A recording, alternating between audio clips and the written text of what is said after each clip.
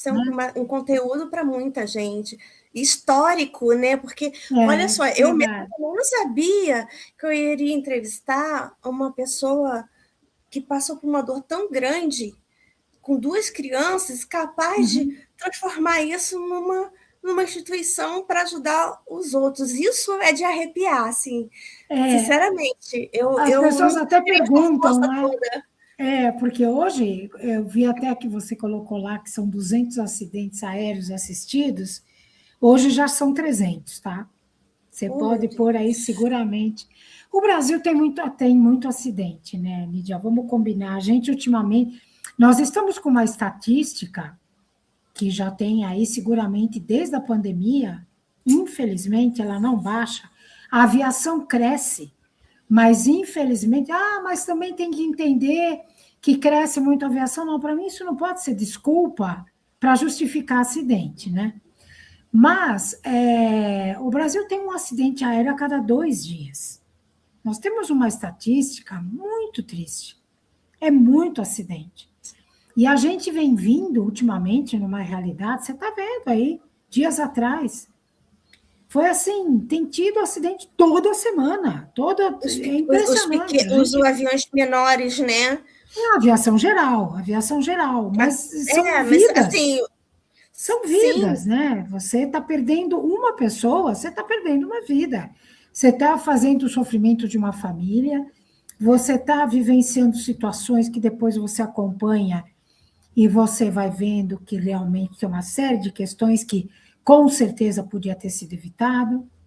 Tem lições que não se aprendem, a gente tem tido muito problema, e muito problema repetitivo.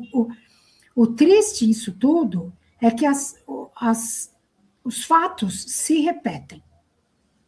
Então, você tem tido, assim, tem sido muito difícil. A gente está trabalhando demais aqui, porque é muito acidente. Isso tem que ser. E hoje as pessoas, a própria imprensa, quando ela vai cobrir, ela já avisa as famílias ali, tudo que tem uma associação de familiares. Então, as pessoas nos procuram muito rapidamente. E hoje em dia a Abrapava está bem mais disseminada e as pessoas, esses familiares procuram. Por quê? Porque eles, quando você vivencia uma situação como essa, tão inesperada, essas pessoas estão como eu estava naquela época, né? Sim. O que eu faço agora? Né? Ninguém se prepara. Perde o chão, não. Seja como for. Ninguém se prepara para perder alguém no acidente aéreo, né? Não. E aí você está assim, você fala assim, o que eu faço primeiro? Para onde eu tenho que ir? Que direitos eu tenho? Como é que eu explico isso para os meus filhos? Como é que eu dou essa notícia? Nossa, é muita questão. Então, muita questão. E hoje, os na Abrapava, próprios sentimentos enquanto mulher também não está perdendo sua vida, está perdendo seu marido. Lógico, E hoje, a gente aqui no nosso trabalho, a gente acaba que a gente tem já todo esse suporte para poder orientar o familiar de vítima, né?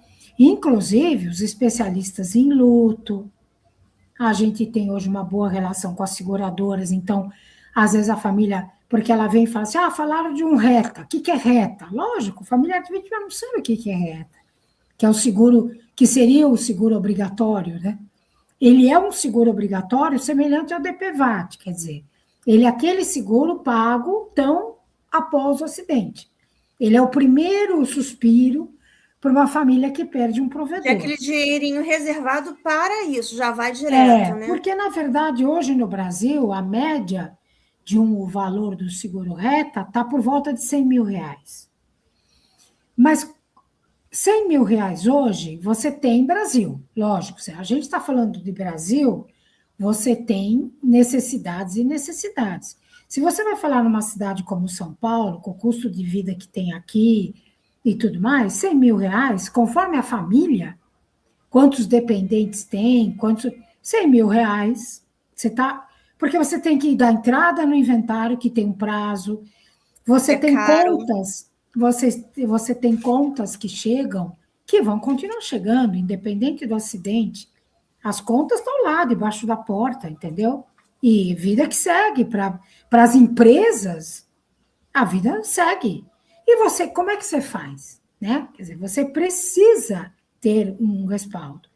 Então, a gente luta muito, o valor do seguro obrigatório era bem inferior, a gente conseguiu mudar um pouco esses valores.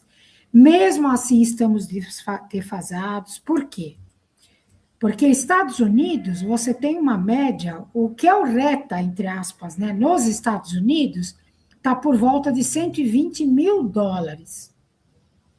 Se você faz um cálculo com a realidade brasileira, você está falando em 600 mil reais. Certo? E na Europa, você tem uma média de 130 mil euros. Então, estávamos falando dos valores de seguros. Então, você tem uma defasagem em relação ao Brasil bastante grande, né? Agora, tem que ficar claro também de explicar para o familiar que esse valor é um adiantamento, que quando for feito, for pago uma indenização, feito um acordo, esse valor é deduzido, tá? Uhum. Então, é um valor que ele é descontado no final. Então, todas essas coisas têm que ficar muito claras e nada disso o familiar sabe, né? Ah, o que é o CENIPA? Lógico, você não sabe, você não... Como é que você vai... Quem não está conversando, eu também não sabia quando eu conversei. Vida, quer dizer, né? Então, realmente, você explica o que é CENIPA, você explica o que é a investigação criminal. Então, tem uma série de questões, porque você indica psicólogos. Geralmente não, nas aéreas da aviação comercial, como tem que cumprir a norma IAC 200.001 da ANAC, isso já vem como uma obrigação, aqui falando das nossas três, Latam, Gol e Azul. Elas têm que cumprir tudo que está na norma. O que diz na norma da IAC 200.001? Tudo que a empresa tem que cumprir pós-acidente, que é toda a questão médica, psicológica, tudo, hospedagem, tudo, tem que cuidar de tudo. Na aviação geral, que é o nosso grande problema hoje, não tem essa questão. Então, essa é uma das coisas também que a Abrapava hoje, porque está tendo tanto acidente, que a gente entende que a aviação geral também deveria de cumprir uma norma de assistência, tá? Porque a gente entende, na verdade, que tudo é prevenção. A gente pensa na prevenção. Como a gente acompanha muitos familiares de vítimas, a gente acaba se envolvendo nas questões das investigações. A Abrapava hoje tem assento no comitê do CENIPA. O CENIPA se reúne 2 vezes por ano para sentar com todas as empresas, com todos os CERIPAs, com toda a área da aeronáutica ali, 2 vezes por ano, maio e novembro. Nesse dia, a gente faz todo um estudo de tudo que está acontecendo e traz debates, traz sugestões. E isso você precisa você passa por uma votação para ser aceito nesse comitê. E a Abrapava já tinha tentado 2 vezes ter assento no comitê. E a gente não tinha conseguido. E também não existiu. E a questão de uns 3 anos atrás, acho, eu tentei novamente, aí foi unânime, nós não tivemos um voto contra. São 80 e tantos votos e não... Que vitória, né? E a gente está sempre lá. E eu levo essa questão. O nosso grande problema hoje no Brasil é a aviação geral. E a aviação geral, com os mesmos... as questões que levam aos acidentes se repetem, né? Fator humano, fadiga, manutenção...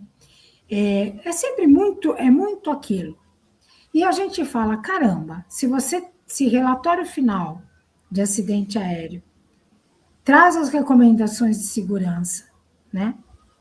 Com que finalidade? CENIPA não aponta responsabilidades, ele emite recomendações de segurança nos aspectos que ele pontuou na investigação. Que é para quê?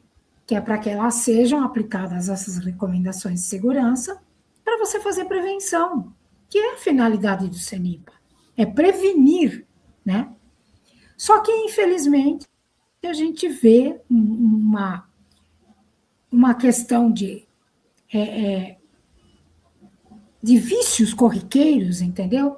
Que ainda é um problema muito sério.